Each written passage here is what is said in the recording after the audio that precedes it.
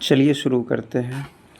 पहले की क्लास में हम लोग सेट 5 तक देख लिए थे। अब चलिए आज हम लोग सेट 6 को देखते हैं। चलिए सेट 6 को देखते हैं। पहले क्वेश्चन की बात कर लेते हैं हम लोग। देखिए पहला क्वेश्चन बोला जा रहा है भारत में जनगणना की अवधि है। तो याद रखना है भारत में जनगणना की अवधि क्या हो जाएगा, प्रत्येक 10 वर्ष हो जाएगा, प्रत्येक 10 वर्ष। अब चलिए हम लोग प्रश्न नंबर 2 को देख लेते हैं। देखिए प्रश्न नंबर 2 में बोला जा रहा है, एक मिनट, प्रश्न नंबर 2 में भारत के किस राज्य को टाइगर स्टेट कहा जाता है।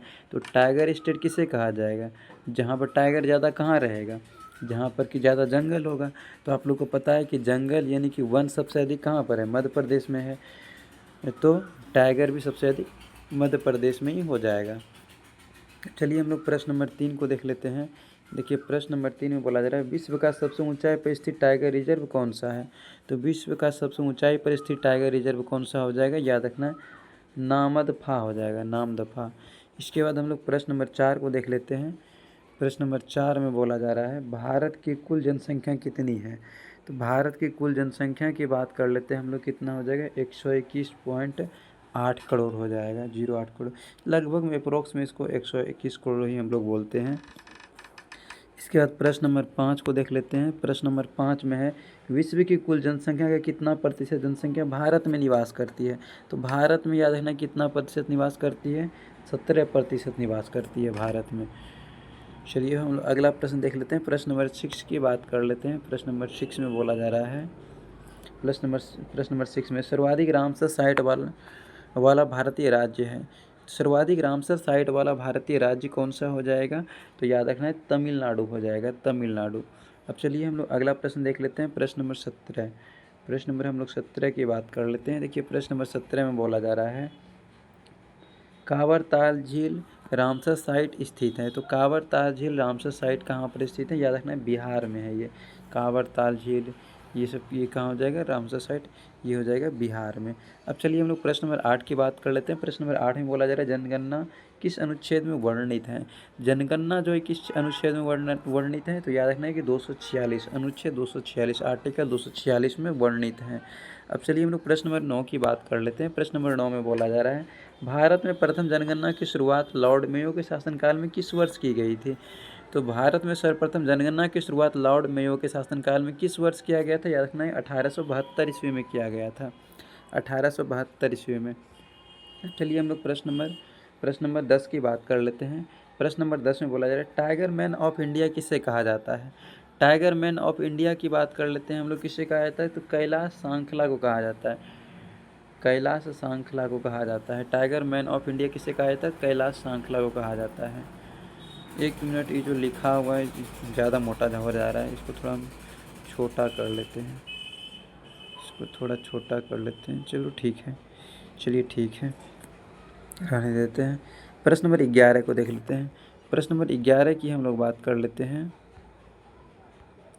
चलिए हम लोग प्रश्न नंबर 11 की बात कर लेते हैं। देखिए प्रश्न नंबर 11 में बोला जा रहा है भारत में प्रोजेक्ट टाइगर रिजर्व कार्यक्रम कब चलाया गया। तो भारत में प्रोजेक्ट टाइगर रिजर्व कार्यक्रम कब चलाया गया था, तो याद रखना है आप लोगों को कब चलाया गया था, 1973 ईस्वी में चलाया गया था, 1973 ईस्वी में। अब चलिए हम लोग प्रश्न नंबर 12 को देख लेते हैं। प्रश्न नंबर 12 में बोला जा रहा है देश का सबसे छोटा टाइगर रिजर्व कौन सा है। तो देश का सबसे छोटा टाइगर रिजर्व की बात कर लेते हैं, कौन सा हो जाएगा, पेंच हो जाएगा, पेंच। देश का सबसे छोटा टाइगर रिजर्व कौन सा है, पेंच है। अब चलिए हम लोग प्रश्न नंबर 13 की बात कर लेते हैं। बोला जा रहा है भारत में नियमित जनगणना की शुरुआत 1881 ईस्वी में किसके शासनकाल में हुई। तो किसके शासनकाल में हुआ था, तो याद रखना है आप लोगों को किसके शासनकाल में हुआ था, तो लॉर्ड रिपन के शासनकाल में हुआ था। नियमित जनगणना, जनगणना नहीं बोला जा रहा है, नियमित जनगणना की शुरुआत किसके शासनकाल में हुआ था, तो लॉर्ड रिपन के शासनकाल में हुआ था। अब हम लोग प्रश्न नंबर 14 को देख लेते हैं। देखिए प्रश्न नंबर 14 में बोला जा रहा है कौन सा टाइगर रिजर्व मिजोरम में स्थित है। कौन सा टाइगर रिजर्व मिजोरम में स्थित है। तो मिजोरम में कौन सा हो जाएगा, याद रखें दम्फा, दम्फा टाइगर रिजर्व जो है ये मिजोरम में स्थित है। अब चलिए प्रश्न नंबर हम लोग 15 को देख लेते हैं। प्रश्न नंबर 15 में देखिए प्रश्न नंबर 15 में बोला जा रहा है, प्रश्न नंबर 15 में भारत का 49वां रामसर साइट कौन सा है? तो भारत का 49वां रामसर साइट की बात कर लेते हैं हम लोग, कौन सा हो जाएगा? तो बखिरा वन्यजीव अभयारण्य हो जाएगा, बखिरा वन्यजीव अभयारण्य हो जाएगा। अब हम लोग प्रश्न नंबर 16 की बात कर लेते हैं। प्रश्न नंबर 16 में भारत में सर्वाधिक झीलों वाला राज्य कौन सा है? तो भारत में सर्वाधिक झीलों वाला राज्य कौन सा हो जाएगा? उत्तर प्रदेश है, यानी कि यूपी है। अब चलिए हम लोग प्रश्न नंबर 17 की बात कर लेते हैं। प्रश्न नंबर 17 में बोला जा रहा है जनगणना की किस अनुसूची का विषय है? जनगणना जो किस अनुसूची का विषय है? तो याद रखना है आप लोगों को, जनगणना जो ये 7वीं सूची का विषय हो जाएगा, 7वीं सूची का विषय हो जाएगा। अब चलिए हम लोग प्रश्न नंबर 18 की बात कर लेते हैं। प्रश्न नंबर 18 में जनगणना का महाविभाजन वर्ष माना जाता है। तो जनगणना का महाविभाजन वर्ष किसे माना जाता है? तो जनगणना का महाविभाजन वर्ष 1921 ईस्वी को माना जाता है।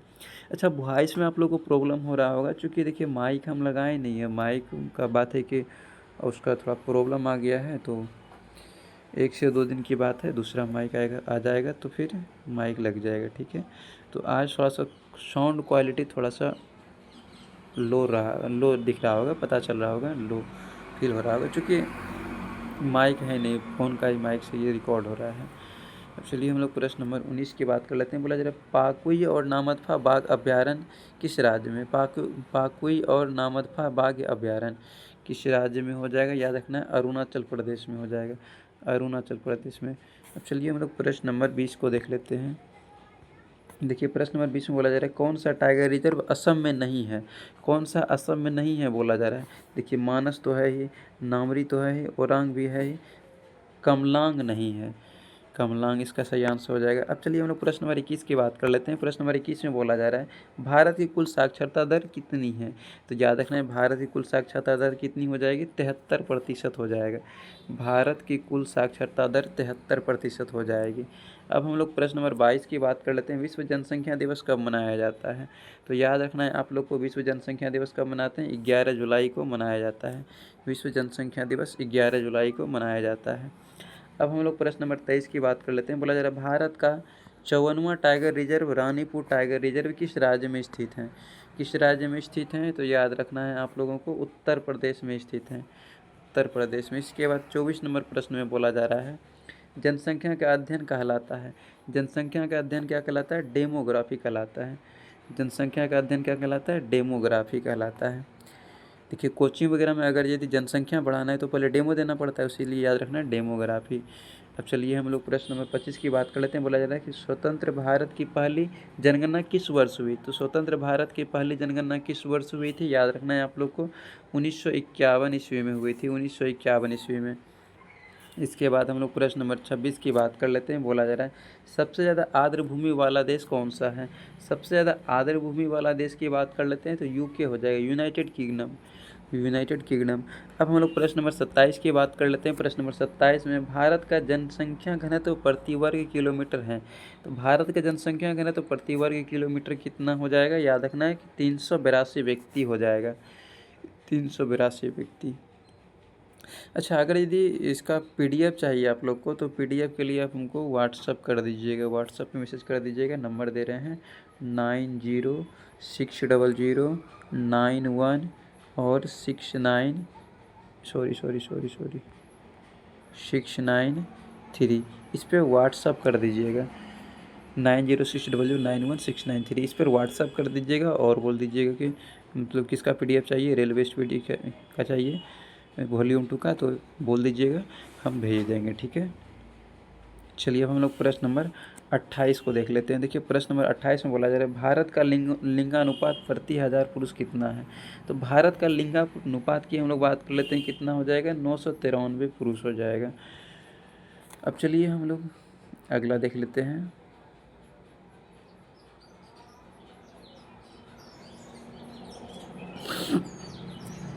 देखिए प्रश्न नंबर हम लोग 29 की बात कर लेते हैं। प्रश्न नंबर 29 में बोला जा रहा है देश का सबसे बड़ा टाइगर रिजर्व कौन सा है?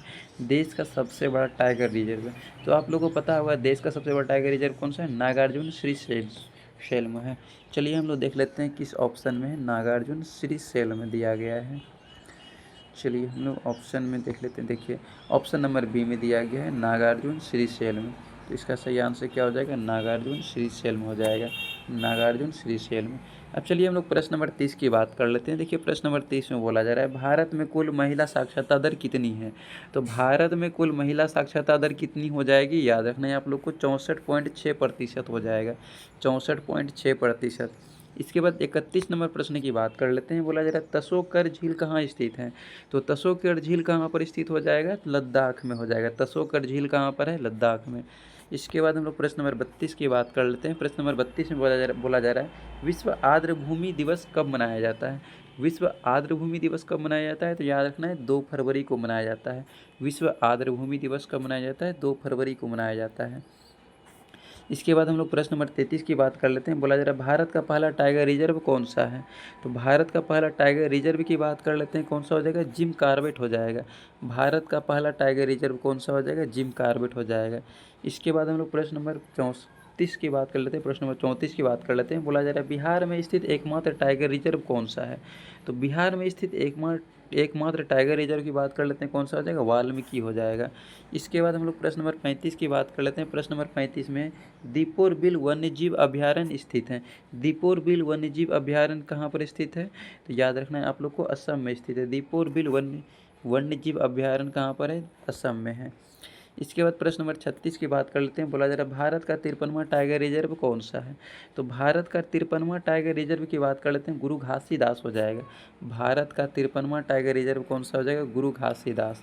इसके बाद हम लोग प्रश्न नंबर 37 को देख लेते हैं। बोला जा रहा है भारत में शिशु लिंगानुपात 0 से 6 वर्ष कितना है। शिशु लिंगानुपात की हम लोग बात कर लेते हैं, कितना हो जाएगा, 919 हो जाएगा, ठीक है, 919। इसके बाद प्रश्न नंबर हम लोग बात कर लेते हैं 38 में, न्यूनतम लिंगानुपात वाला राज्य कौन सा है।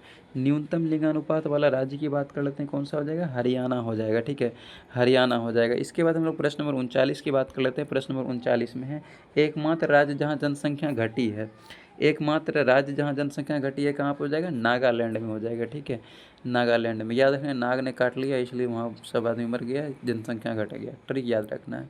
अब हम लोग प्रश्न नंबर 40 की बात कर लेते हैं। देखिए प्रश्न नंबर 40 में बोला जा रहा है कि आसन संरक्षण रिजर्व किस राज्य में स्थित है। आसन संरक्षण रिजर्व की बात कर लेते हैं, किस राज्य में हो जाएगा, तो आप लोग को याद रखना है उत्तराखंड में हो जाएगा।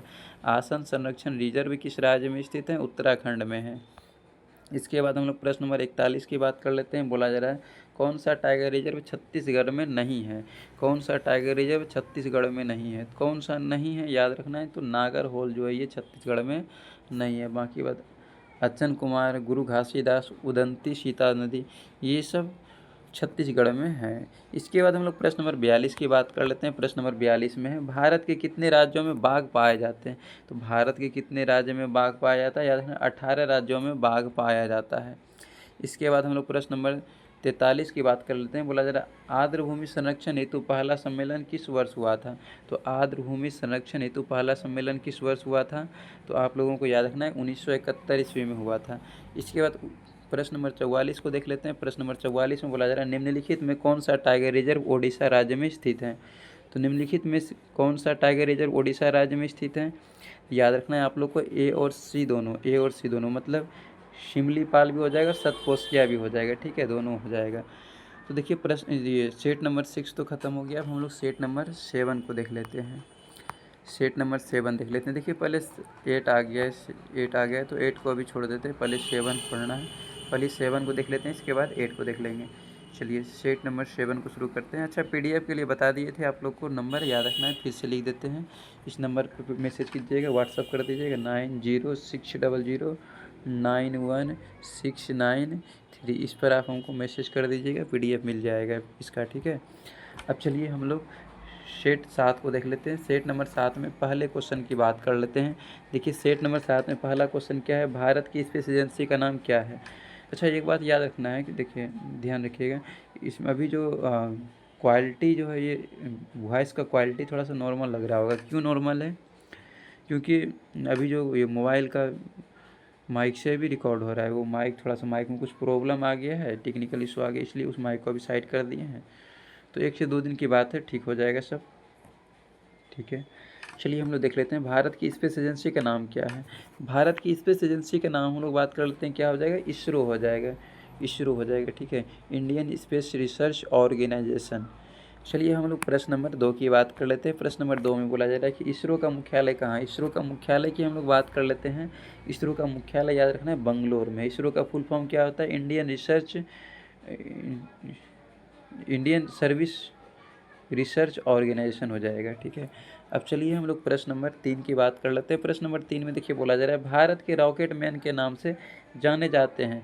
भारत के रॉकेट मैन के नाम से किसे जाना जाता है? आप लोग को जैसे के सिवन को जाना जाता है। भारत के रॉकेट मैन के नाम से किसे जाना जाता है?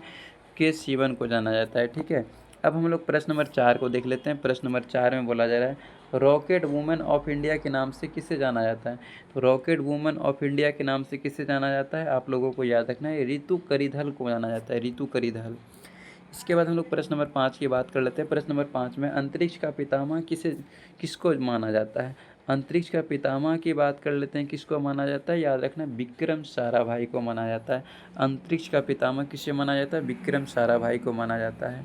इसके बाद हम लोग प्रश्न नंबर 6 को देख लेते हैं। बोला जा रहा है कि भारत निर्मित पहले कृत्रिम उपग्रह का नाम क्या है? भारत में निर्मित पहले उपग्रह कौन सा था? कृत्रिम उपग्रह की बात कर लेते हैं। भारत निर्मित कौन सा हो जाएगा? आर्यभट्ट हो जाएगा, ठीक है, आर्यभट्ट हो जाएगा। इसके बाद हम लोग प्रश्न नंबर 7 को देख लेते हैं। देखिए प्रश्न नंबर 7 में बोला जा रहा है आर्यभट्ट उपग्रह को कब लॉन्च किया गया था?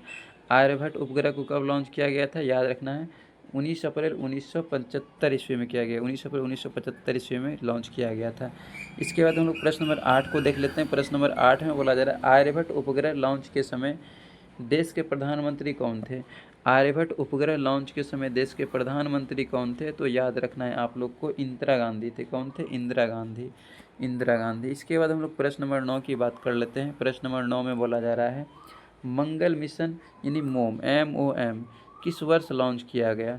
मंगल मिशन मोम किस वर्ष लॉन्च किया गया था? तो याद रखना है आप लोग को 5 नवंबर 2013 ईस्वी में लॉन्च किया गया था। इसके बाद हम लोग प्रश्न नंबर 10 की बात कर लेते हैं। बोला जा रहा है स्पेस एक्स किस देश की प्राइवेट स्पेस एजेंसी है? स्पेस एक्स तो पता ही है आप लोग का, आप लोग को क्या हो जाएगा? अमेरिका का हो जाएगा, जो कि स्पेस एक्स किसका है? एलोन मस्क का है, आप लोग को पता ही होगा। इसके बाद हम लोग प्रश्न नंबर 11 की बात कर लेते हैं। देखिए प्रश्न नंबर 11 में बोला जा रहा है इसरो का पूर्ण रूप क्या हो जाएगा? अच्छा, इंडियन स्पेस रिसर्च ऑर्गेनाइजेशन हो जाएगा। इसरो का पूर्ण रूप क्या हो जाएगा यानी फुल फॉर्म क्या हो जाएगा? इंडियन स्पेस रिसर्च ऑर्गेनाइजेशन हो जाएगा। इसके बाद हम लोग प्रश्न नंबर 12 की बात कर लेते हैं। प्रश्न नंबर 12 में आर्यभट्ट उपग्रह लॉन्च के समय इसरो के अध्यक्ष कौन थे? तो इसरो के अध्यक्ष कौन थे?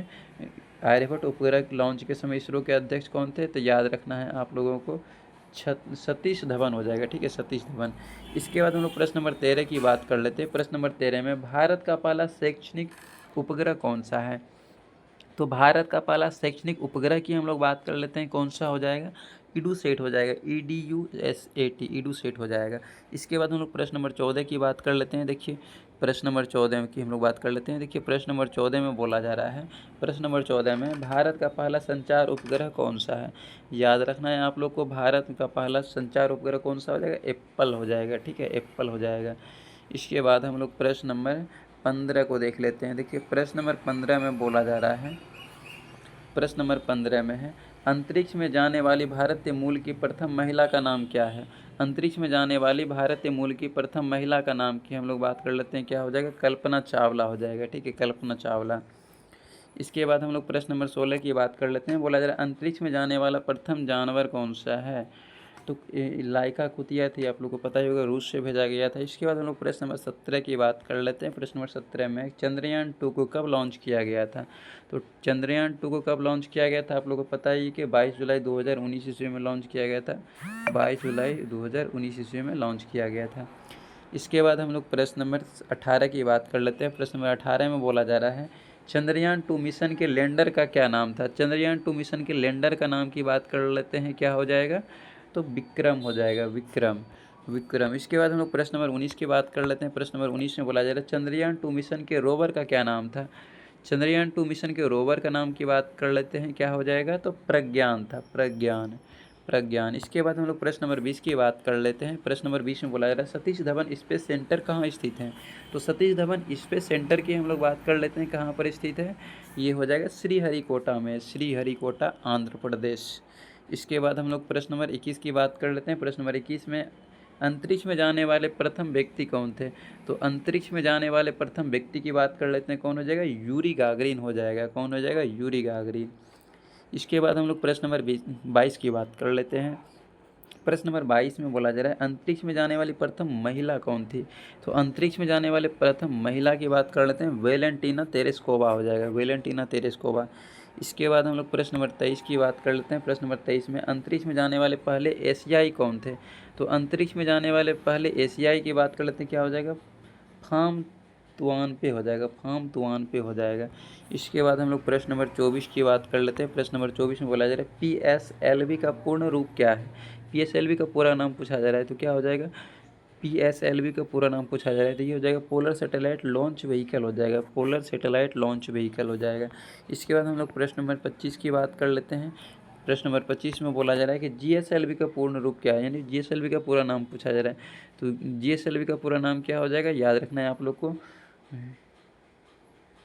GSLV का पूरा नाम पूछा जा रहा है ना,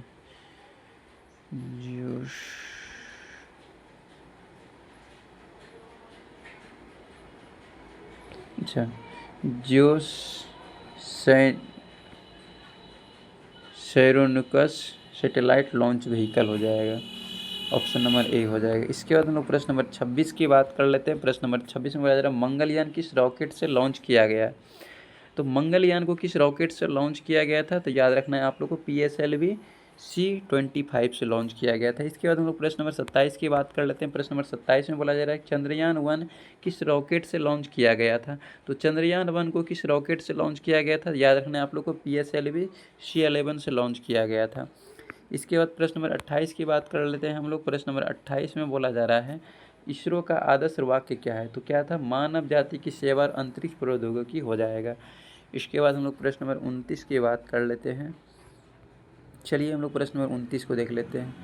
देखिए प्रश्न नंबर 29 में बोला जा रहा है भारत का मिसाइल मैन किसे कहा जाता है? तो भारत का मिसाइल मैन किसे कहा जाता है? ये तो सबको पता है कि APJ अब्दुल कलाम को कहा जाता है। इन्होंने परमाणु बम भी बनाए थे। इसके बाद हम लोग प्रश्न नंबर 30 की बात कर लेते हैं। प्रश्न नंबर 30 में बोला जा रहा है कि भारत अंतरिक्ष अनुसंधान संगठन के संस्थापक कौन थे? तो भारत अंतरिक्ष अनुसंधान संगठन के संस्थापक कौन हो जाएगा? तो याद रखना है आप लोग को डॉक्टर विक्रम साराभाई हो जाएगा, डॉक्टर विक्रम साराभाई।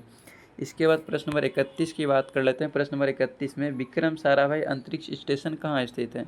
तो विक्रम साराभाई अंतरिक्ष स्टेशन की बात कर लेते हैं। विक्रम साराभाई अंतरिक्ष स्टेशन कहाँ पर है? तो याद रखना है आप लोग को तिरुवनंतपुरम में है, तिरुवनंतपुरम। इसके बाद हम लोग प्रश्न नंबर 32 को देख लेते हैं। प्रश्न नंबर 32 में बोला जा रहा है चंद्रयान-1 कब लॉन्च किया गया था? चंद्रयान-1 की हम लोग बात कर लेते हैं, कब लॉन्च किया गया था? नवंबर 2008 ईस्वी में लॉन्च किया गया था, नवंबर 2008 ईस्वी में। इसके बाद प्रश्न नंबर हम लोग 33 की बात कर लेते हैं। प्रश्न नंबर 33 में पहला पृथ्वी अवलोकन उपग्रह कौन सा है? तो पहला पृथ्वी अवलोकन उपग्रह की बात कर लेते हैं, कौन सा हो जाएगा? याद रखना है कि EOS-3 हो जाएगा, EOS-3। इसके बाद प्रश्न नंबर हम लोग 34 की बात कर लेते हैं। बोला जा रहा है चंद्रमा पर पैर रखने वाला प्रथम व्यक्ति कौन था? तो चंद्रमा पर पैर रखने वाला प्रथम व्यक्ति की बात कर लेते हैं, कौन हो जाएगा? नील आर्मस्ट्रांग हो जाएगा, नील आर्मस्ट्रांग। इसके बाद हम लोग प्रश्न नंबर 35 की बात कर लेते हैं। प्रश्न नंबर 35 देख लेते हैं। बोला जा रहा है प्रथम अंतरिक्ष शटल का नाम क्या है? तो प्रथम अंतरिक्ष शटल का नाम की बात कर लेते हैं, क्या हो जाएगा? तो कोलंबिया हो जाएगा, याद रखना है कोलंबिया। इसके बाद हम लोग प्रश्न नंबर 36 की बात कर लेते हैं। प्रश्न नंबर 36 में बोला जा रहा है अंतरिक्ष में प्रक्षेपित प्रथम उपग्रह कौन सा है? तो अंतरिक्ष में प्रक्षेपित प्रथम उपग्रह की बात कर लेते हैं, कौन सा हो जाएगा? याद रखना है कि स्पुतनिक 1 हो जाएगा, स्पुतनिक 1 हो जाएगा। इसके बाद हम लोग प्रश्न नंबर 37 को देख लेते हैं। प्रश्न नंबर 37 में बोला जा रहा है अंतरिक्ष में जाने वाला प्रथम भारतीय कौन है? अंतरिक्ष में जाने वाला प्रथम भारतीय की बात कर लेते हैं, कौन सा हो जाएगा? कौन हो जाएगा? राकेश शर्मा हो जाएगा। इसके बाद हम लोग प्रश्न नंबर 38 की बात कर लेते हैं। प्रश्न नंबर 38 में बोला जा रहा है RBI के कितने रुपए के नोट पर आर्यभट्ट उपग्रह की तस्वीर छपी थी? तो RBI के कितने रुपए के नोट पर आर्यभट्ट उपग्रह की तस्वीर छपी थी? तो याद रखना है आप लोग को, क्या हो जाएगा? 2 हो जाएगा, ठीक है, 2 हो जाएगा। इसके बाद प्रश्न नंबर हम लोग 39 की बात कर लेते हैं। प्रश्न नंबर 39 में बोला जा रहा है जापान की स्पेस एजेंसी कौन सी है? तो जापान की स्पेस एजेंसी की हम लोग बात कर लेते हैं, जेक्सा हो जाएगा, जेक्सा। इसके बाद हम लोग प्रश्न नंबर 40 को देख लेते हैं। प्रश्न नंबर 40 में बोला जा रहा है अंतरिक्ष में जाने वाले जाने वाली भारतीय मूल की तीसरी महिला कौन है? अंतरिक्ष में जाने वाली भारतीय मूल की तीसरी महिला पूछा जा रहा है, तो कौन हो जाएगा? शिरीषा बांदला हो जाएगा। ठीक है, शिरीषा बांदला हो जाएगा। इसके बाद हम लोग प्रश्न नंबर 41 की बात कर लेते हैं। देखिए प्रश्न नंबर 41 में बोला जा रहा है दुनिया की सबसे शक्तिशाली अंतरिक्ष दूरबीन कौन सी है? तो दुनिया की सबसे शक्तिशाली अंतरिक्ष दूरबीन की हम लोग बात कर लेते हैं, कौन सा हो जाएगा? तो जेम्स वेब स्पेस टेलीस्कोप हो जाएगा। जेम्स वेब स्पेस टेलीस्कोप हो जाएगा। इसके बाद हम लोग प्रश्न नंबर 42 की बात कर लेते हैं। प्रश्न नंबर 42 में बोला जा रहा है चंद्रयान-1 मिशन लॉन्च के समय इसरो के अध्यक्ष कौन थे?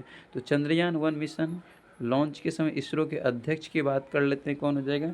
जी माधव राव हो जाएगा। जी माधव राय हो जाएगा।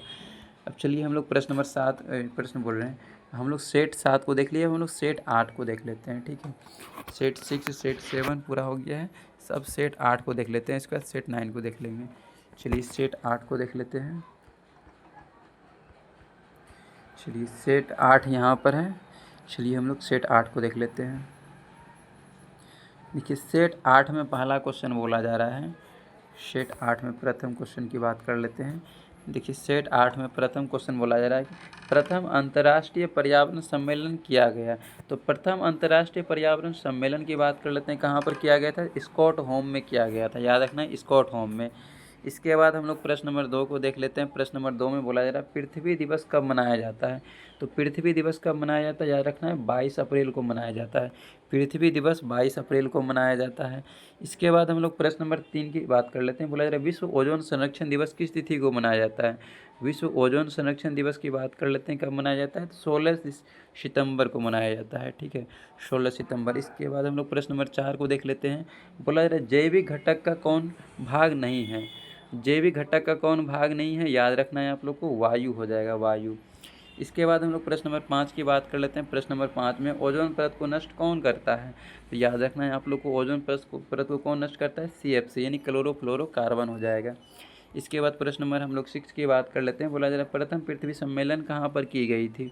तो प्रथम पृथ्वी सम्मेलन की बात कर लेते हैं, रियो डी जेनेरो में किया गया था। प्रथम पृथ्वी सम्मेलन रियो डी जेनेरो में हुआ था। इसके बाद हम लोग प्रश्न नंबर 7 की बात कर लेते हैं। बोला जा रहा है क्योटो सम्मेलन कब हुआ था?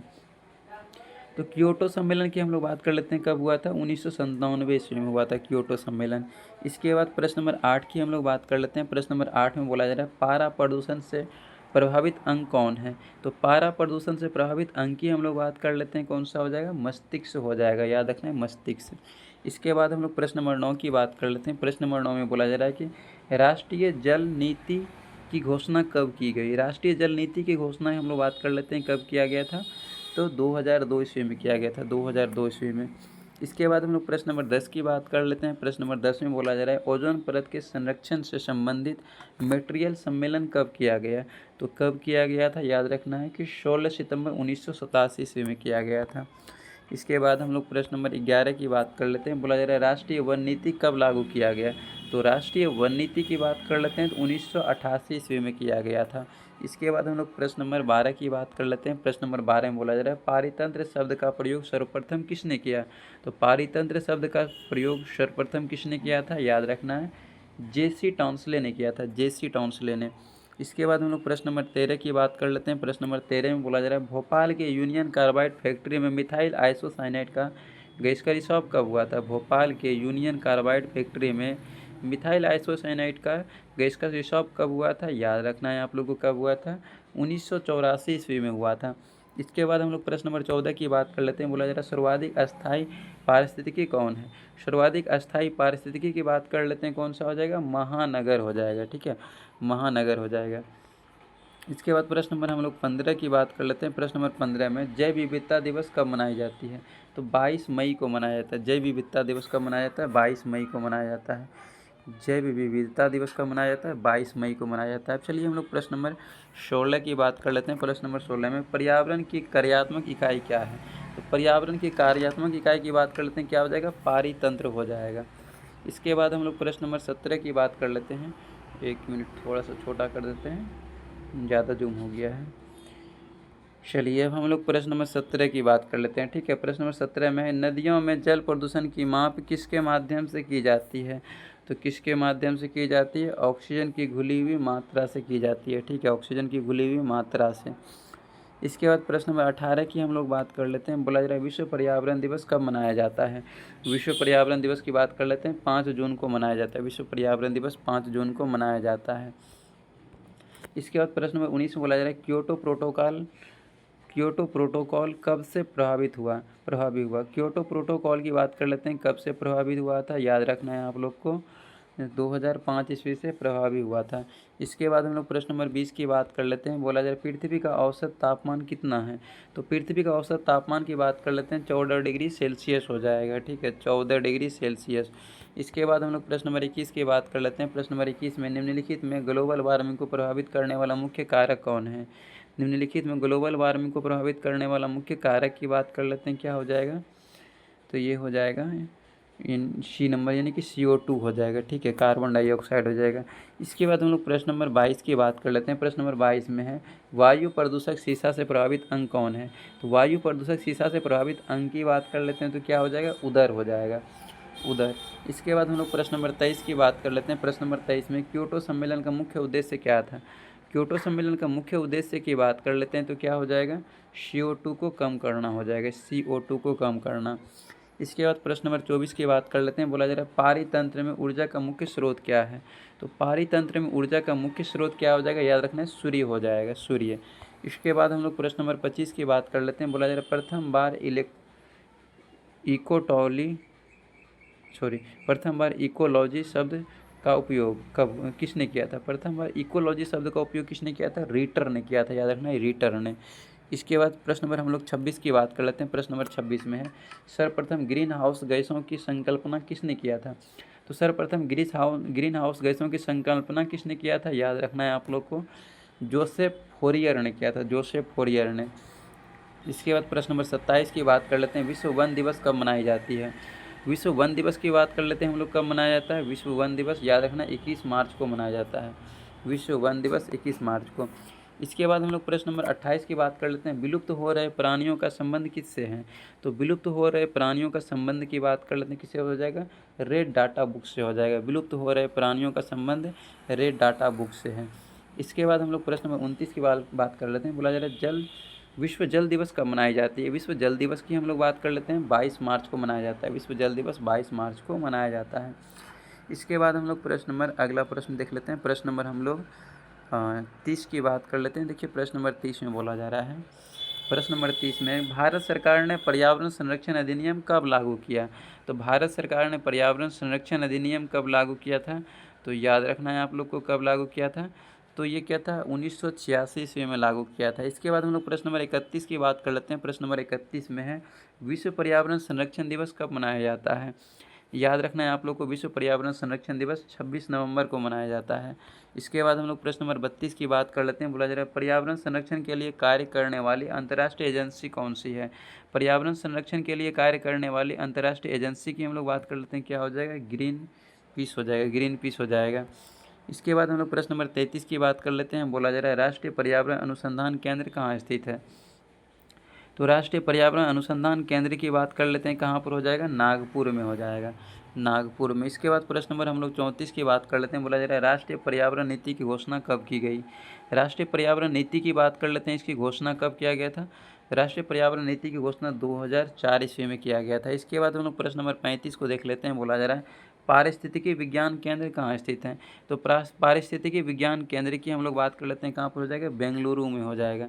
इसके बाद हम लोग प्रश्न नंबर 36 को देख लेते हैं। बोला जा रहा है संगमरमर से निर्मित ऐतिहासिक इमारतों को सबसे अधिक हानि कौन पहुंचाता है। तो संगमरमर से निर्मित ऐतिहासिक इमारतों को सबसे अधिक हानि कौन पहुंचाता है, याद रखना है आप लोग को, क्या हो जाएगा, सल्फर डाइऑक्साइड हो जाएगा। ठीक है, इसके बाद हम लोग प्रश्न नंबर 37 को देख लेते हैं। बोला जा रहा है अपघटक के अंतर्गत कौन आते हैं। तो अपघटक के अंतर्गत की बात कर लेते हैं, ए और बी दोनों आता है, कवक और जीवाणु दोनों आता है। इसके बाद प्रश्न नंबर हम लोग 38 की बात कर लेते हैं। प्रश्न नंबर 38 में ग्रीन हाउस गैस के कारक कौन नहीं है।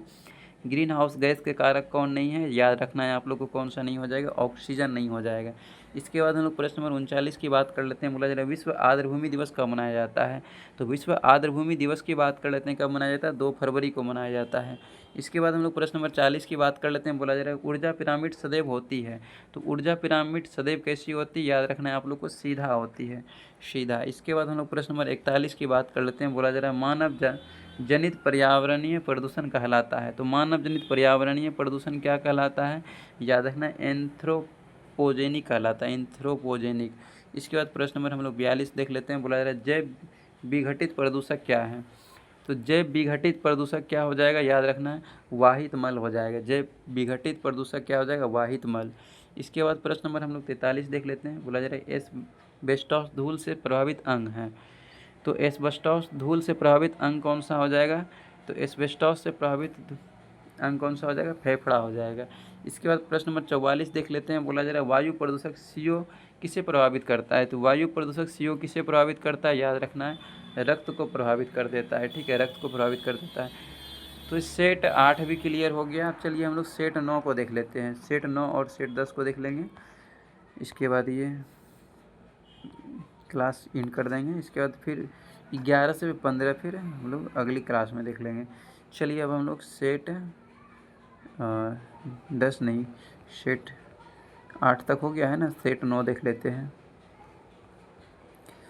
सेट 9 सबसे लास्ट में आ गया। चलिए हम लोग सेट 9 देख लेते हैं। अब देखिए सेट 9 में पहले प्रश्न की बात कर लेते हैं। देखिए पहला प्रश्न बोला जा रहा है गौतम बुद्ध का जन्म कब हुआ था। तो गौतम बुद्ध का जन्म की बात कर लेते हैं, 563 BC में हुआ था। ठीक है, 563 BC में। इसके बाद प्रश्न नंबर 2 की बात कर लेते हैं। प्रश्न नंबर 2 में देखिए बोला जा रहा है, प्रश्न नंबर 2 में बोला जा रहा है प्लासी का युद्ध कब हुआ था। तो प्लासी का युद्ध की बात कर लेते हैं, कब हुआ था, 1757 ईस्वी में हुआ था। प्लासी का युद्ध 1757 में हुआ था। इसके बाद हम लोग प्रश्न नंबर 3 की बात कर लेते हैं। जालियांवाला बाग हत्याकांड के समय गवर्नर जनरल कौन था। जालियांवाला बाग हत्याकांड के समय गवर्नर जनरल की बात कर लेते हैं, क्या हो जाएगा, लॉर्ड चेम्सफोर्ड हो जाएगा, लॉर्ड चेम्सफोर्ड हो जाएगा। ठीक है, लॉर्ड चेम्सफोर्ड। इसके बाद हम लोग प्रश्न नंबर 4 की बात कर लेते हैं। प्रश्न नंबर 4 में बोला जा रहा है बक्सर का युद्ध कब हुआ था। तो बक्सर का युद्ध की बात कर लेते हैं, कब हो जाएगा, 1764 ईस्वी में हुआ था। बक्सर का युद्ध 1764 ईस्वी में। इसके बाद हम लोग प्रश्न नंबर 5 की बात कर लेते हैं। बोला जा रहा है साइमन कमीशन भारत कब आया था। तो साइमन कमीशन की बात कर लेते हैं, भारत कब आया था, 1928 ईस्वी में आया था। साइमन कमीशन भारत कब आया था, 1928 ईस्वी में आया था।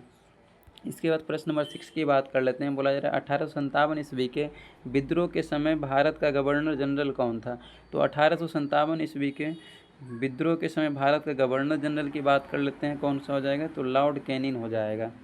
इसके बाद हम लोग प्रश्न नंबर 7 की बात कर लेते हैं। प्रश्न नंबर 7 में बोला जा रहा है उलगुलान विद्रोह किससे जुड़ा है। तो उलगुलान विद्रोह की बात कर लेते हैं, किससे जुड़ा हुआ है, तो बिरसा मुंडा से जुड़ा हुआ है। इसके बाद हम लोग प्रश्न नंबर 8 की बात कर लेते हैं। प्रश्न नंबर 8 में है पानीपत का प्रथम युद्ध कब लड़ा गया। तो पानीपत का प्रथम युद्ध की बात कर लेते हैं, कब लड़ा गया था, 1526 ईस्वी में लड़ा गया था। इसके बाद हम लोग प्रश्न नंबर 9 की बात कर लेते हैं। बोला जा रहा है ताशकंद समझौता कब हुआ था। तो ताशकंद समझौते की बात कर लेते हैं, कब हुआ था, 1966 ईस्वी में हुआ था। इसके बाद प्रश्न नंबर 10 में बोला जा रहा है भारत का अंतिम गवर्नर जनरल कौन था। तो भारत का अंतिम गवर्नर जनरल की बात कर लेते हैं, कौन हो जाएगा, याद रखना है, लॉर्ड कैनिंग हो जाएगा, लॉर्ड कैनिंग हो जाएगा, लॉर्ड कैनिंग। इसके बाद हम लोग प्रश्न नंबर 11 की बात कर लेते हैं। प्रश्न नंबर 11 में देखिए बोला जा रहा है हिजरी संवत का प्रारंभ कब हुआ। तो हिजरी संवत का प्रारंभ की बात कर लेते हैं, कब हुआ, तो कब हुआ था, तो 622 ईस्वी में हुआ था। इसके बाद हम लोग प्रश्न नंबर 22 देख लेते हैं। बोला जा रहा है कांग्रेस की स्थापना किसके काल में हुआ था। तो कांग्रेस की स्थापना की बात कर लेते हैं, लॉर्ड डफरिन के काल में हुआ था, लॉर्ड डफरिन के काल में। इसके बाद हम लोग प्रश्न नंबर 13 की बात कर लेते हैं। द्वितीय विश्व युद्ध कब से कब तक लड़ा गया था। तो द्वितीय विश्व युद्ध की बात कर लेते हैं, कब से कब तक लड़ा गया था, तो 1939 से 1945 तक लड़ा गया था। इसके बाद हम लोग प्रश्न नंबर 14 देख लेते हैं, क्रिप्स मिशन भारत कब आया। तो क्रिप्स मिशन की बात कर लेते हैं, भारत कब आया था, 1942 में आया था। इसके बाद प्रश्न नंबर 15 देख लेते हैं। प्रश्न नंबर 15 में बोला जा रहा है विक्रम संवत कब प्रारंभ हुआ।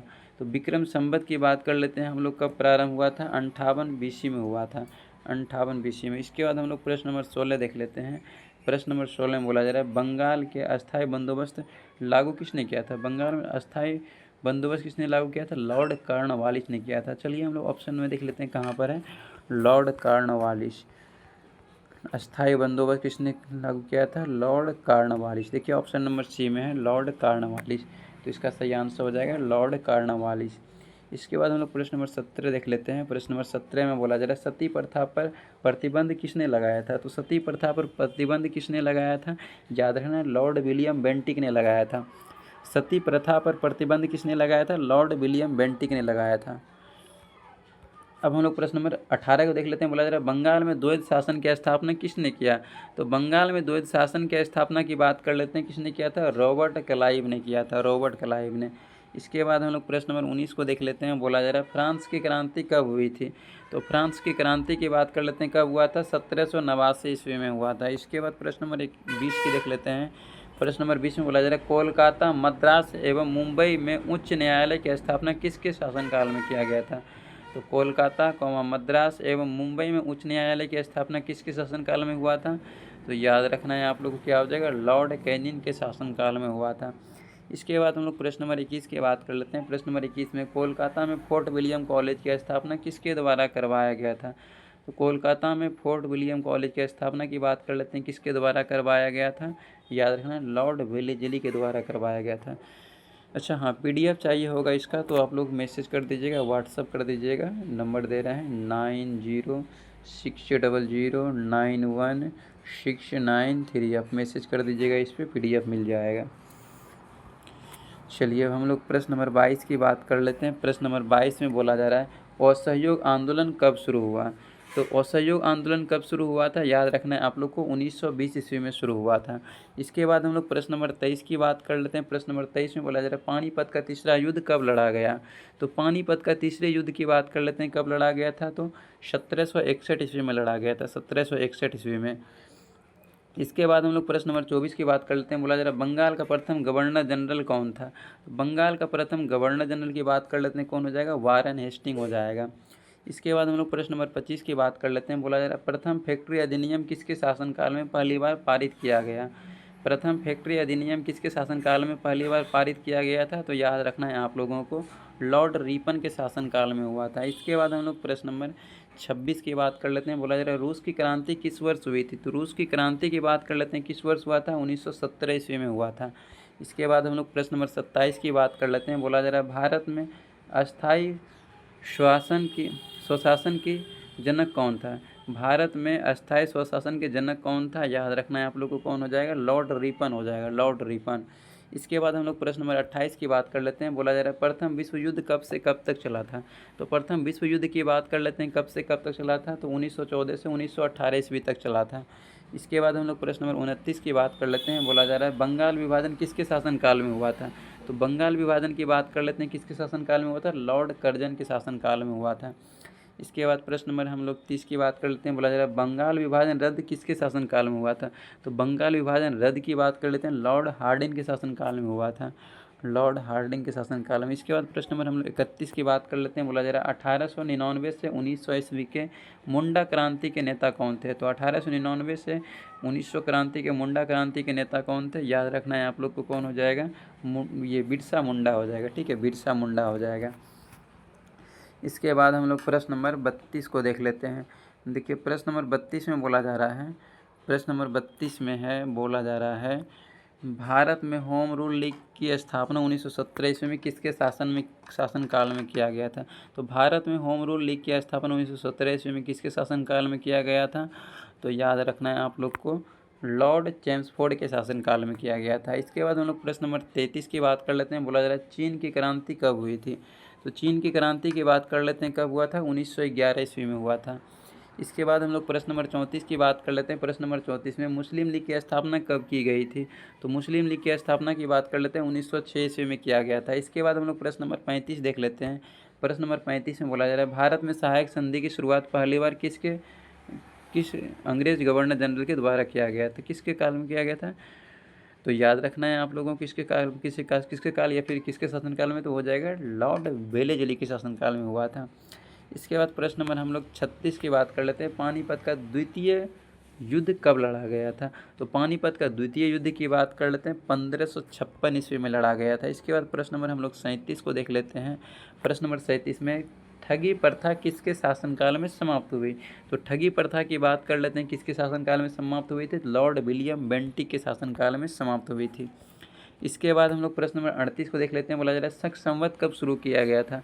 तो शक संवत की बात कर लेते हैं, कब शुरू किया गया था? तो शक संवत जो है ये 78 ईस्वी में किया गया था। इसके बाद हम लोग प्रश्न नंबर 39 की बात कर लेते हैं। बोला जा रहा है ईस्ट इंडिया कंपनी की स्थापना कब हुई थी? तो ईस्ट इंडिया कंपनी की स्थापना की बात कर लेते हैं 1600 ईस्वी में हुआ था। इसके बाद हम लोग प्रश्न नंबर 40 को देख लेते हैं। देखिए प्रश्न नंबर 40 में बोला जा रहा है कि हो विद्रोह कब हुआ था। हो विद्रोह बोला जा रहा है, हो विद्रोह कब हुआ था, याद रखना है कि 1820 से 21 के दौरान हुआ था। इसके बाद हम लोग प्रश्न नंबर 41 को देख लेते हैं। प्रश्न नंबर 41 में मोपला आंदोलन 1921 ईस्वी में कहाँ हुआ था। मोपला आंदोलन 1921 ईस्वी में कहाँ हुआ था, तो मोपला आंदोलन जो है 1921 ईस्वी में मालाबार में हुआ था, याद रखना है मालाबार में, ठीक है। अब हम लोग प्रश्न नंबर 42 की बात कर लेते हैं। प्रश्न नंबर 42 में बोला जा रहा है भारत का प्रथम वायसराय कौन था, तो याद रखना है आप लोग को भारत का प्रथम वायसराय कौन था, लॉर्ड कैनिंग था, लॉर्ड कैनिंग।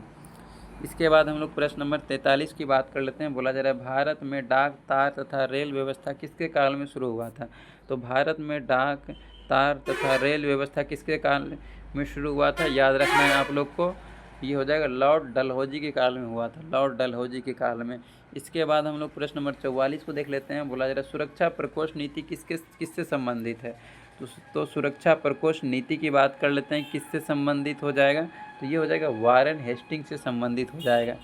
इसके बाद हम लोग प्रश्न नंबर 45 को देख लेते हैं। बोला जा रहा है स्वतंत्र भारत का प्रथम गवर्नर जनरल कौन था, तो स्वतंत्र भारत का प्रथम गवर्नर जनरल की बात कर लेते हैं, कौन हो जाएगा, लॉर्ड माउंटबेटन हो जाएगा। इसके बाद प्रश्न नंबर 46 को देख लेते हैं। प्रश्न नंबर 46 में बोला जा रहा है अपने आप को बंगाल का शेर कहता था, तो अपने आप को बंगाल का शेर कौन कहता था, तो लॉर्ड वेलेजली जो है ये अपने आप को बंगाल का शेर कहता था। देखिए अब सेट 9 भी क्लियर हो गया, हम लोग सेट 10 देख लेते हैं।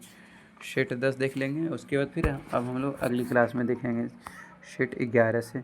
चलिए हम लोग सेट 9 देख लिए, हम लोग सेट 10 को देख लेते हैं। चलिए यहाँ पर है सेट 10। चलिए सेट 10 का हम लोग सेट 10 में हम लोग पहले प्रश्न को देख लेते हैं।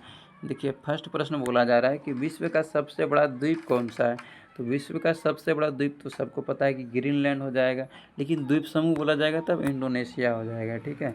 अब हम लोग प्रश्न नंबर 2 की बात कर लेते हैं। बोला जाए क्षेत्रफल की दृष्टि से सबसे छोटा राज्य कौन सा है, तो क्षेत्रफल की दृष्टि से सबसे छोटा राज्य सबको पता है कि गोवा हो जाएगा, और क्षेत्रफल की दृष्टि से सबसे बड़ा राज्य कौन सा है, राजस्थान हो जाएगा। जनसंख्या की दृष्टि से सबसे बड़ा राज्य उत्तर प्रदेश, जनसंख्या की दृष्टि से सबसे छोटा राज्य सिक्किम। चलिए हम लोग प्रश्न नंबर 3 को देख लेते हैं। बोला जा रहा है भारत का स्विट्जरलैंड किसे कहा जाता है, तो भारत का स्विट्जरलैंड जम्मू कश्मीर यानी कश्मीर को कहा जाता है, ठीक है। अब प्रश्न नंबर हम लोग 4 को देख लेते हैं। प्रश्न नंबर 4 में बोला जा रहा है कि प्रायद्वीपीय भारत की सबसे लंबी नदी कौन सी है, तो प्रायद्वीपीय भारत की सबसे लंबी नदी की बात कर लेते हैं, कौन सा हो जाएगा, गोदावरी हो जाएगा। इसके बाद प्रश्न नंबर 5 की बात कर लेते हैं। प्रश्न नंबर 5 में भारत की सबसे बड़ी ताजे जल की झील कौन सी है, तो भारत की सबसे बड़ी ताजे जल की झील की बात कर लेते हैं, कौन सा हो जाएगा, तो ये वुलर झील हो जाएगा, वुलर झील। इसके बाद हम लोग प्रश्न नंबर 6 की बात कर लेते हैं। प्रश्न नंबर 6 में बोला जा रहा है भारत का सबसे बड़ा कृत्रिम झील कौन सा है, तो भारत का सबसे बड़ा कृत्रिम झील की बात कर लेते हैं, कौन सा हो जाएगा, गोविंद वल्लभ पंत सागर झील हो जाएगा, ठीक है। अब हम लोग प्रश्न नंबर 7 को देख लेते हैं। प्रश्न नंबर 7 में बोला जा रहा है विश्व की सबसे लंबी नदी कौन सी है, तो विश्व की सबसे लंबी नदी की बात कर लेते हैं, नील नदी हो जाएगा। और विश्व की सबसे चौड़ी नदी कौन सी है, अमेजन की नदी है। भारत की सबसे लंबी नदी कौन सी है, गंगा नदी है। भारत की सबसे चौड़ी नदी कौन सी हो जाएगा, तो ब्रह्मपुत्र नदी हो जाएगा, ठीक है। चलिए हम लोग प्रश्न नंबर 8 की बात कर लेते हैं। प्रश्न नंबर 8 में बोला जा रहा है विश्व का सबसे बड़ा महासागर कौन सा है, तो विश्व का सबसे बड़ा महासागर की बात कर लेते हैं, कौन सा हो जाएगा, प्रशांत महासागर हो जाएगा। और सबसे छोटा कौन सा हो जाएगा, आर्कटिक महासागर हो जाएगा। अब चलिए हम लोग प्रश्न नंबर 9 की बात कर लेते हैं। बोला जा रहा है 1000 हाथियों की भूमि किसे कहा जाता है, तो 1000 हाथियों की भूमि किसे कहा जाता है, लाओस को कहा जाता है, लाओस को। इसके बाद हम लोग प्रश्न नंबर 10 की बात कर लेते हैं। बोला जा रहा है विश्व का सबसे बड़ा नदी द्वीप कौन सा है, तो विश्व का सबसे बड़ा नदी द्वीप की बात कर लेते हैं। विश्व का सबसे बड़ा नदी द्वीप कौन सा हो जाएगा, मांजुली नदी द्वीप हो जाएगा। अब हम लोग प्रश्न नंबर 11 की बात कर लेते हैं। बोला जा रहा है पिरामिड का देश किसे कहा जाता है, पिरामिडों का देश मिस्र को कहा जाता है, ठीक है। बस याद रखना मिस्र को पिरामिडों का देश मिस्र को कहते हैं। और प्रश्न नंबर 12 में सोया प्रदेश के नाम से किसे जाना जाता है, सोया प्रदेश की बात कर लेते हैं, मध्य प्रदेश को जाना जाता है, सोया प्रदेश के नाम से मध्य प्रदेश को जानते हैं। प्रश्न नंबर 13 में बोला जा रहा है विश्व का सबसे बड़ा रेगिस्तान कौन सा है, विश्व का सबसे बड़ा रेगिस्तान की बात कर लेते हैं, कौन सा हो जाएगा, सहारा रेगिस्तान हो जाएगा। अब हम लोग प्रश्न नंबर 14 को देख लेते हैं। प्रश्न नंबर 14 में बोला जा रहा है विश्व का सबसे छोटा महासागर, अच्छा विश्व सबसे छोटा महासागर कौन सा हो जाएगा, आर्कटिक महासागर। सबसे बड़ा प्रशांत महासागर, ठीक है।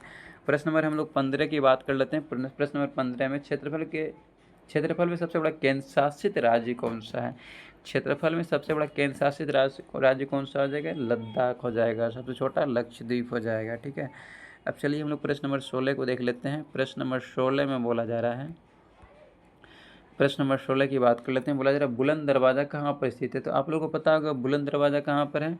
तो बुलंद दरवाज़ा की बात कर लेते हैं, ये हो जाएगा, अच्छा बुलंद दरवाज़ा है ना, बुलंद दरवाज़ा, बुलंद दरवाज़ा, बुलंद दरवाज़ा, ये तो हाँ फतेहपुर सिकरी में है, फतेहपुर सिकरी में। चलिए हम लोग ऑप्शन देख लेते हैं कहाँ पर है। फतेहपुर सिकरी, फतेहपुर सिकरी। देखिए ऑप्शन नंबर डी में बोला जाए फतेहपुर सिकरी, तो यही इसका सही आंसर हो जाएगा। अब चलिए हम लोग प्रश्न नंबर 17 की बात कर लेते हैं। देखिए प्रश्न नंबर 17 में बोला जा रहा है जनसंख्या की दृष्टि से सबसे छोटा राज्य कौन सा है? तो जनसंख्या की दृष्टि से सबसे छोटा राज्य की बात कर लेते हैं, कौन सा हो जाएगा? तो सिक्किम हो जाएगा। और सबसे बड़ा बोला जाएगा तो उत्तर प्रदेश हो जाएगा। ठीक है, अब चलिए हम लोग प्रश्न नंबर 18 को देख लेते हैं। प्रश्न नंबर 18 में बोला जा रहा है भारत की सबसे ऊंची चोटी कौन सी है? तो भारत की सबसे ऊंची चोटी की बात कर लेते हैं, कौन सा हो जाएगा? K2 हो जाएगा, यानी गार्डविन आस्टीन हो जाएगा। ठीक है, K2 गार्डविन आस्टीन। अब चलिए हम लोग प्रश्न नंबर 19 को देख लेते हैं। प्रश्न नंबर 19 में बोला जा रहा है भारत का सबसे लंबा बांध कौन सा है? तो भारत का सबसे लंबा बांध की बात कर लेते हैं, कौन सा हो जाएगा? हीराकुंड बांध हो जाएगा। इसके बाद हम लोग प्रश्न नंबर 20 की बात कर लेते हैं। चीन का शोक किस नदी को कहा जाता है? तो चीन का शोक सबको पता है कि हांगू नदी को कहा जाता है। बंगाल का शोक दामोदर नदी को कहा जाता है। बिहार का शोक कोसी नदी को कहा जाता है। चीन का शोक हांगू नदी को कहा जाता है। चलिए हम लोग प्रश्न नंबर 21 की बात कर लेते हैं। प्रश्न नंबर 21 में बोला जा रहा है भारत का मैनचेस्टर किसे कहा जाता है? तो भारत का मैनचेस्टर की बात कर लेते हैं, अहमदाबाद को कहा जाता है। इसके बाद हम लोग प्रश्न नंबर 22 की बात कर लेते हैं। प्रश्न नंबर 22 में सबसे बड़ा प्रायद्वीप कौन सा है? सबसे बड़ा प्रायद्वीप की बात कर लेते हैं। सबसे बड़ा प्रायद्वीप कौन सा हो जाएगा? अरब प्रायद्वीप हो जाएगा, अरब प्रायद्वीप हो जाएगा। इसके बाद प्रश्न नंबर 23 की बात कर लेते हैं। प्रश्न नंबर 23 में बोला जा रहा है एशिया का सबसे बड़ा रेगिस्तान कौन सा है? तो एशिया का सबसे बड़ा रेगिस्तान की बात कर लेते हैं, गोबी हो जाएगा। ठीक है, गोबी रेगिस्तान हो जाएगा। अब हम लोग प्रश्न नंबर 24 को देख लेते हैं। प्रश्न नंबर 24 में भारत का सबसे बड़ा डेल्टा कौन सा है? तो भारत का सबसे बड़ा डेल्टा की बात कर लेते हैं, सुंदरवन डेल्टा हो जाएगा। इसके बाद हम लोग प्रश्न नंबर 25 को देख लेते हैं। बोला जा रहा है विश्व की सबसे बड़ी झील कौन सी है? तो विश्व की सबसे बड़ी झील की बात कर लेते हैं, कौन सा हो जाएगा? कैस्पियन सागर हो जाएगा। इसके बाद हम लोग प्रश्न नंबर 26 को देख लेते हैं। बोला जा रहा है भारत का प्रवेश द्वार किसे माना जाता है? तो भारत का प्रवेश द्वार की बात कर लेते हैं, किसे माना जाता है? मुंबई को माना जाता है। इसके बाद हम लोग प्रश्न नंबर 27 को देख लेते हैं। प्रश्न नंबर 27 में विश्व की सबसे लंबी पर्वतमाला कौन सी है? तो विश्व की सबसे लंबी पर्वतमाला की बात कर लेते हैं, एंडीज हो जाएगा, एंडीज। इसके बाद हम लोग प्रश्न नंबर 28 की बात कर लेते हैं। प्रश्न नंबर 28 में बोला जा रहा है विश्व का सबसे ऊंचा पर्वत शिखर कौन सा है? विश्व का सबसे ऊंचा पर्वत शिखर कौन सा हो जाएगा? माउंट एवरेस्ट हो जाएगा। इसके बाद हम लोग प्रश्न नंबर 29 को देख लेते हैं। प्रश्न नंबर 29 में बोला जा रहा है भारत की सबसे लंबी नहर कौन सी है? तो भारत की सबसे लंबी नहर की बात कर लेते हैं, इंदिरा गांधी नहर हो जाएगी, इंदिरा गांधी नहर। इसके बाद प्रश्न नंबर हम लोग 30 की बात कर लेते हैं। बोला जा रहा है भारत का सबसे छोटा नदी द्वीप उमानंदा किस नदी पर स्थित है? तो उमानंदा किस नदी पर स्थित है? तो याद रखना है आप लोग को, ब्रह्मपुत्र नदी पर स्थित है।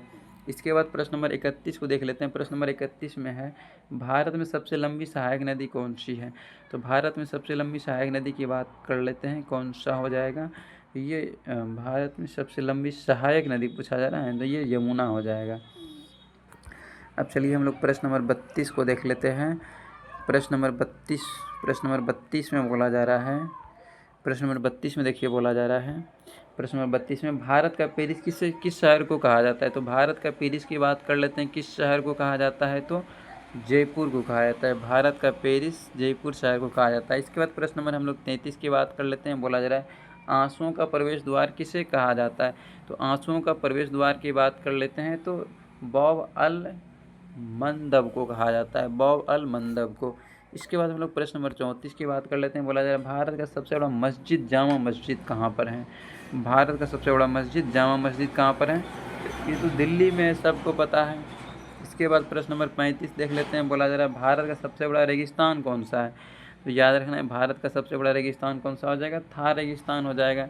इसके बाद प्रश्न नंबर 36 में बोला जा रहा है भारत का सबसे बड़ा गुंबज कौन सा है? गोल गुंबज, अच्छा गोल गुंबज दे दिया है। भारत का सबसे बड़ा गुंबज, गोल गुंबज कहाँ पर है? तो बीजापुर में है, याद रखना है बीजापुर में। इसके बाद प्रश्न नंबर 37 में बोला जा रहा है क्षेत्रफल की दृष्टिकोण से सबसे छोटा देश कौन सा है? तो क्षेत्रफल की दृष्टिकोण से सबसे छोटा देश कौन सा हो जाएगा? तो क्षेत्रफल की दृष्टि से सबसे छोटा देश हो जाएगा, याद रखना है आप लोग को, वेदिकन सिटी हो जाएगा। और क्षेत्रफल की दृष्टि से सबसे बड़ा राज्य कौन सा हो जाएगा? तो रूस हो जाएगा।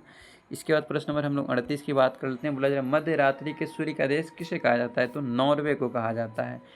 इसके बाद हम लोग प्रश्न नंबर 39 की बात कर लेते हैं। बोला जा रहा है हजार झीलों की भूमि किससे कहा जाता है? तो हजार झीलों की भूमि की बात कर लेते हैं, किससे कहा जाता है? फिनलैंड को कहा जाता है। हजार झीलों की भूमि फिनलैंड को कहा जाता है। इसके बाद बोला जा रहा है प्रश्न नंबर 40 में उगते सूर्य का देश किसे कहा जाता है? याद रखना जापान को कहा जाता है। डूबते सूर्य का देश ब्रिटेन को कहा जाता है।